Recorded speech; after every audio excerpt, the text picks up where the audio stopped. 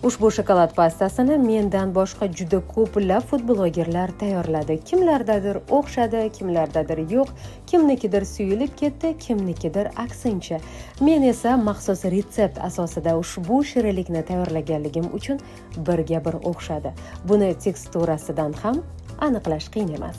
Ushbu shokolad pastasini retseptini izohda batafsil grammigacha yozganman. Siz ham aynan mana shu retsept asosida tayyorlasangiz, ishoning menikidan ham zo'r chiqishi mumkin. Buni rangini va quyuqligini qarang. Nonga surtasizmi, pechenyelargami, barchasi uchun mos kelaveradi. Yoki qandaydir shirinlik qiladigan bo'lsangiz, uni ichiga shokolad pastasi sifatida ham foydalansangiz bo'ladi.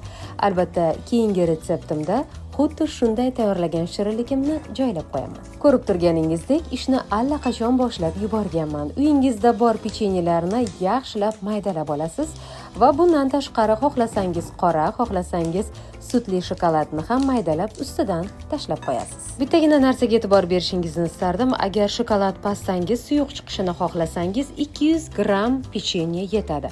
Quyuqroq chiqishini xohlasangiz 300 gram pechenyedan foydalaning. Men ushbu shirinlikni tayyorlashda 300 gram pechenye soldim. 300 gram pechenye, 200 gram shokolad yoki ikkita plitka shokolad ham yetadi va 50 gram sariyog' solib, ustidan qaynoq sut quyib aralashtiramiz. Men ushbu shirinlik uchun 2 piyola sutdan foydalandim. Endi stakanda quyganimni ko'rdingiz. Bu taxminan 300 mg ni tashkil etadi.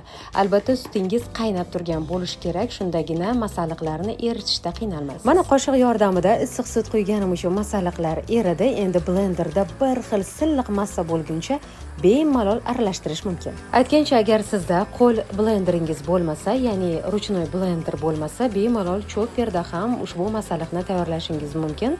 Unda yana ham tezroq va osonroq bo'ladi. Agar chopperingiz ham bo'lmasa, qoshiqning yordamida ham bemalol aralashtiraverasiz, faqatgina masalliq silliq chiqmasligi mumkin.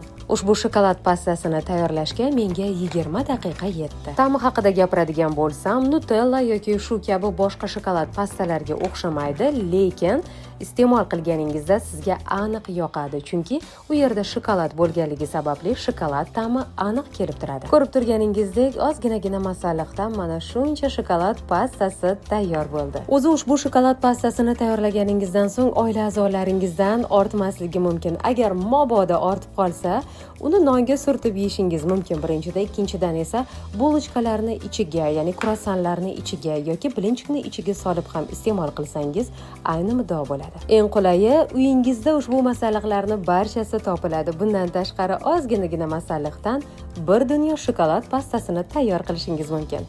Albatta qilib ko'ring va yerliklarga ham ulashib qo'ying. Hurmat bilan, Qunduzxon Abdullayeva. Desert yoqqan bo'lsa, like va izohlarda fikringizni kutaman.